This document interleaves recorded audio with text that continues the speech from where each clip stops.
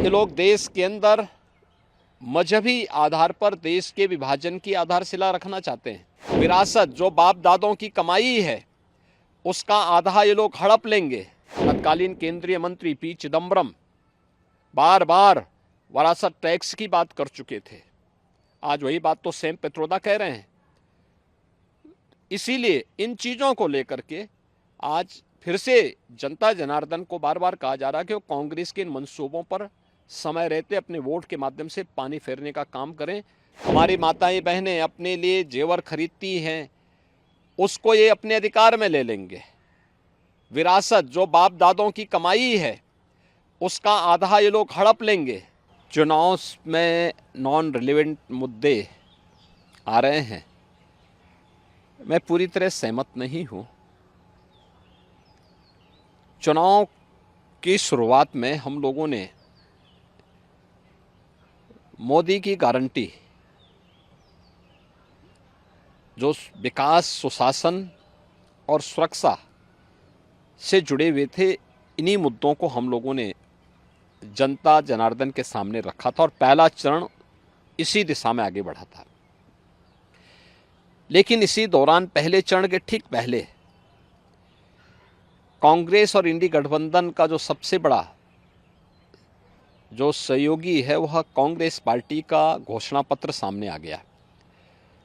Congress party ने अपने manifesto में जिन बातों का उल्लेख किया है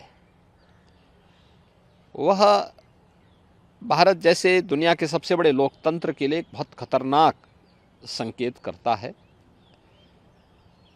और चूंकि कांग्रेस का इतिहास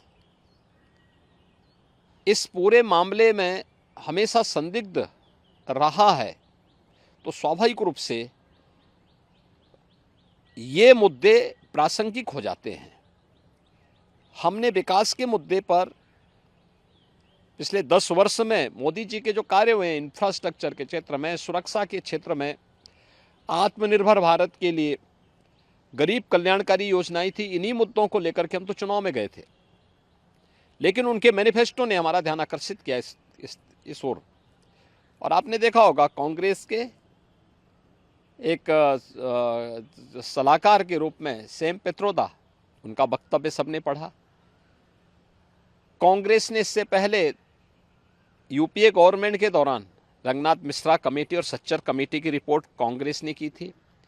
कर्नाटक में कांग्रेस नेतृत्व की सरकार है और कर्नाटक की कांग्रेस नेतृत्व की सरकार ने जिस तरीके से पिछड़े वर्ग के आरक्षण के लाभ में ज़बरदस्ती मुस्लिमों को घुसेड़ करके और उनके अधिकार में बंदरबांट करने और उसमें लूट करने की एक शुरुआत प्रारंभ की है, ये सभी संदेह पैदा करता है। एक दूसरा, जो विरासत टैक्स की बात कांग्रेस कर रही है,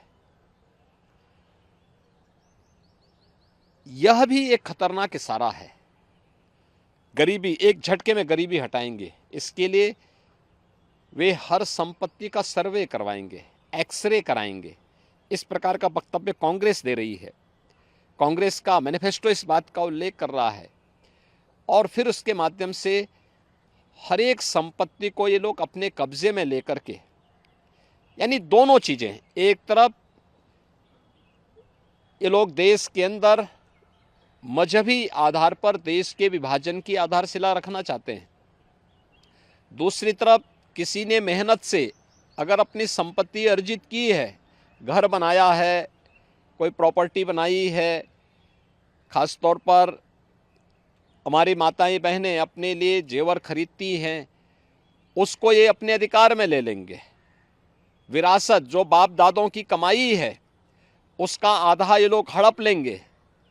और तीसरा, व्यक्तिगत कानून, पर्सनल लॉ को पुनः लागू करने की बात, 3 तलाक की कुप्रथा को मोदी जी ने समाप्त किया, ये कहते हैं हम फिर से लागू करेंगे। यानी महिलाओं का इससे बड़ा अपमान हो ही नहीं सकता। तो स्वाभाविक रूप से इस देश का विभाजन जिन कारणों से हुआ था, अगर कोई राजनीतिक दल आज के दिन पर भी उन मुद्दों का उल्लेख करते हुए देश को उधर ले जाने का प्रयास करेगा तो उसका विरोध हर हाल में होगा। भारत के अंदर नक्सलवाद पूरी तरह समाप्ति की ओर है।